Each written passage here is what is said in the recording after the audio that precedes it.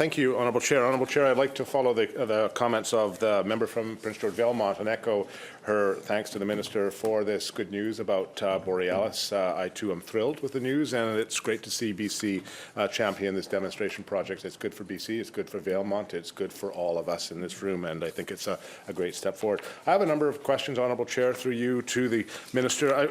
I've given most of them to the Minister in advance because they were rather lengthy, and I thought rather than having scrambling here on the floor, I could give them time to prepare. But I have two that I wanted to ask first that I had not. I just came to my attention very recently. They came to my attention when a member of the general public sought information that used to be available through a Freedom of Information request, and that was recently changed in the statutory miscellaneous stats laws that was passed under this government. Under Section 122.1 of the Petroleum Natural Gas Act now, information about royalty revenues, and I quote, must not be disclosed, quote, which essentially means that British Columbians are denied the right to know about royalty payments on a resource that belongs to the citizens of this province.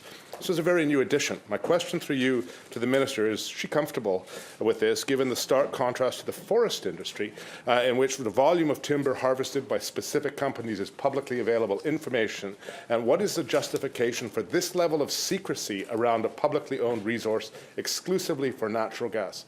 Now, you nor I, my friends here, nobody can know which company gets how much natural gas out of the ground. It's very unusual, given that it only applies to the natural gas sector. Minister. Thank you.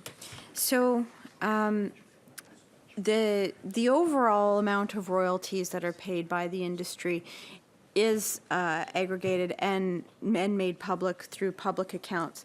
But I believe the member opposite was talking about the specific amount of royalties per company, and that not being shared. And my understanding is that this is very similar to actually with mining, in that Ministry of Finance has determined that a best practice is to treat royalties in terms of their privacy the same way as you would treat individual income tax. So we want to protect that privacy information for industry in the same way that we would protect privacy information for individuals. So what that means is that we would know the information for the industry as a whole, but not for individual companies. Member. So is it then publicly available, the amount of a resource that is being extracted by a particular company? As of a few months ago, if a FOI was put forward, a member of the public could find out how much natural gas, a British Columbian-owned resource, was extracted by a British Columbia natural gas company.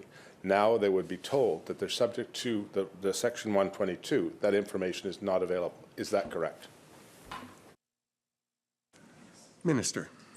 Thank you. So if the individual that the member has been speaking to is concerned about the actual volumes of gas tied to any well at all in British Columbia and wants to know how much volume of gas is being extracted for that one well or for a group of wells or so on, that information is actually publicly available on the OGC, the Oil and Gas Commission's website. So that is readily available. They don't have to file an FOI, but it's that financial component that has been now retained as private information.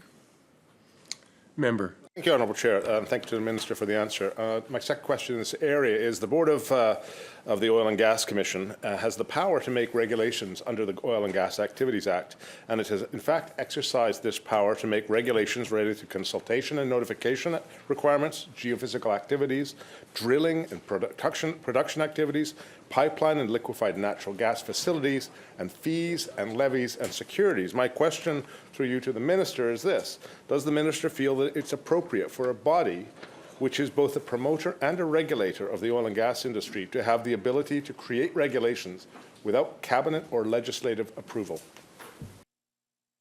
Minister. Thank you very much, Chair. And the member's question specifically was if we as a government see it as permissible for an entity to be both regulator and promoter of an industry. And the answer to that is that the OGC is a regulator, full stop. And that is very clearly laid out in Section 4 of the Act that governs the Oil and Gas Commission. If the member likes, I can read it out as a whole, but importantly to note is looking at.